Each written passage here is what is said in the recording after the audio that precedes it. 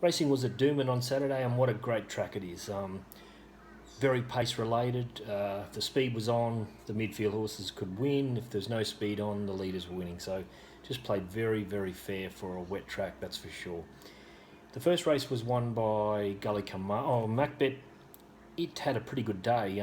Could have been a hell of a lot better. Our two best bets run second, both of them, and they had their chance. They were there to win, and both had it won, and just got run down the last little bit. So we had a good day, but we could have had a lot better day.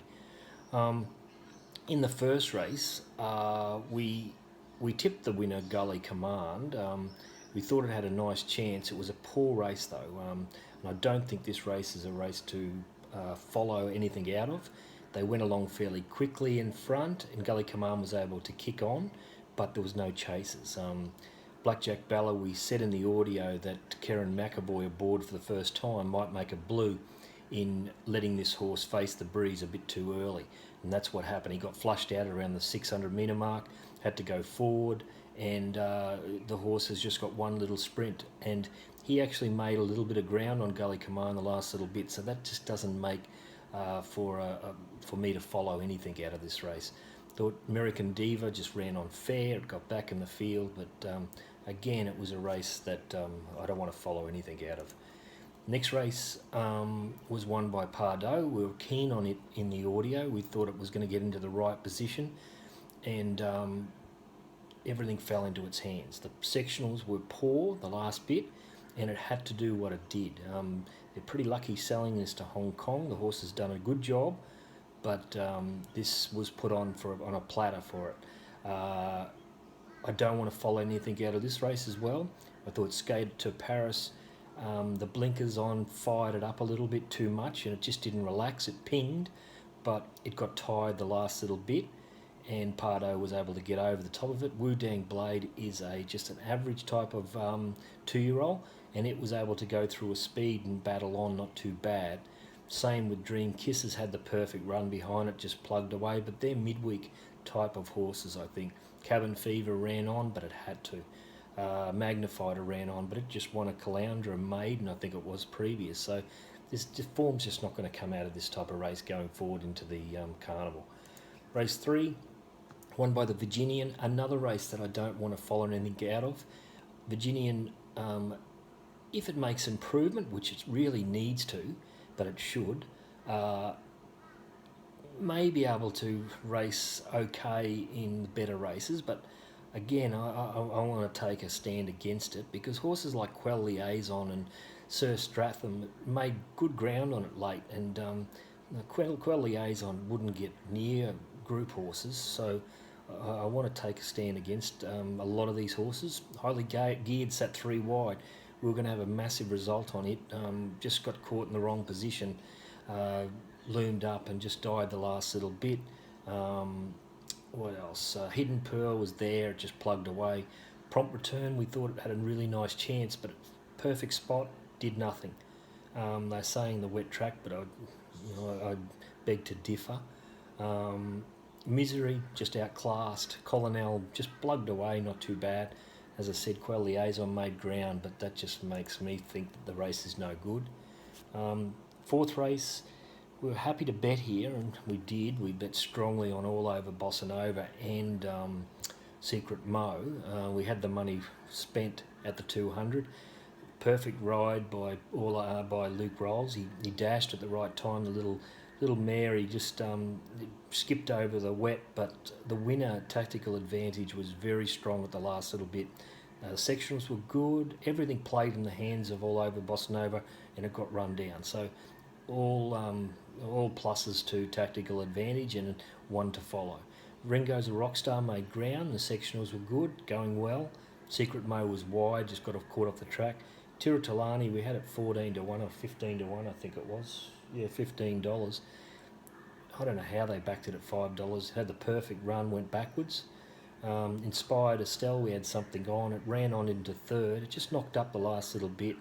The one down the bottom, Prioritise. Second start in a race. I think it finished up midfield. It went not too bad. Find an easier race for it and be winning. Race 5 was won by Bid Eye Babe. Great ride by Byrne, just followed the favourite Untamed Diamond into the race. Untamed Diamond, it it just got into trouble when Band of Spice went forward. I thought it would have been getting into about fourth too wide. If it would have won by a couple of lengths. But as it turned out, it's had to sit three wide, had to chase, and just the last little bit he changed stride, and the other one got him down the last bit. So it was a nice run, but just the position finished up in the wrong spot. D9L dashed. It hit the front and dashed about 4 or 5 in front and just knocked up. Its condition gave up.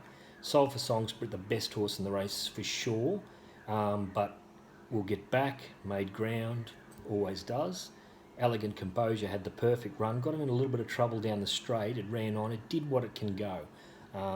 It just needs a really soft run and the right run to win another race over the carnival, that's for sure.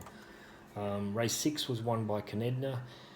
She's only a little thing. I don't know whether I want to follow these horses out of this race. I'm looking for something else in the Oaks. Canedna did a good enough job, but I think there's something else in the Oaks, that's for sure. Candika had enough, needs a spell. Oklahoma Girl sprinted quickly. Its last start was ordinary. Its previous run was quite good. It returned to that first run, but I don't know further. I think it could be a little bit of a problem. The Pinnacle did little. It had a perfect run. I thought it might have pulled. It didn't really pull too hard and it gave up. Perilous Love was very solid. It's got a nice wet track of this horse. Eagle Farm will suit and it'll just keep on coming. Lipstick Lover will win another race. The way the track played, the wet just didn't play into its hands. It's got a nice turn of foot, this horse, and back onto a drier track, it'll be winning a weaker race. And Shenandoah had to work a bit too hard for mine. We had something on it, loomed up and just knocked up. Race 7, just very disappointed in myself in this race because I forgave it somewhat, the run at the Gold Coast when it had every possible. And its previous run was on a leader's track, so just giving myself a complete uppercut on its somewhat and single gaze. I really liked Sense of Occasion's run last time, and I just can't believe I wasn't on it. The speed turned around a little bit. Orvray went forward, and it put some speed in the race and just played into Sense of Occasion's hands. It went very, very good again, and it'll be winning again. And but we won't be getting $10 or $12. McCreary went good, sat wide and kept on fighting down the straight. Star Exhibit had a perfect run, loomed and just didn't want to go on with it. I'm not saying it didn't go on with it, it fought on, but Sense of Occasion just went straight past it. Articus didn't, he got stuck on the inside part of the track there, they're saying. I just think he was under the odds. Single Gaze, just perfect run at the coast, and then all of a sudden into a race that's a bit more speed on. She fought on not too bad. Kathy O'Hara got flushed out at the wrong time, and it got exposed a lot earlier than what she would have liked. Amelia Starr didn't battle; it battled on not too bad. Race 8, Jungle Edge. We thought it was going to get a soft lead here. It did. But it won well. It was a solid win, but will it get that type of run again? I doubt it over the carnival. Horses like Sir Moments got up into second. It would never be running second over 13.50. Snippet's Land was disappointing. We thought it had a hope, especially in the audio. We were pushing into Jungle Edge and Snippet's Land. Ullman went good. It ran on quite well off a slow speed, and Eagle Farm will suit it, wet at track. Federal went ordinary. Splurge, very disappointing, but the pace of the race didn't help it, that's for sure.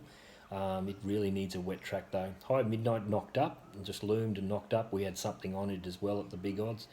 And Handfast only went fair. So all in all, it was a nice even day as far as trying to find winners, because if you thought there was speed in the races, you could back the horses midfield and they were going well, and if you liked the leaders, they were going really good in slow races. So it was a nice day to play. We got the money.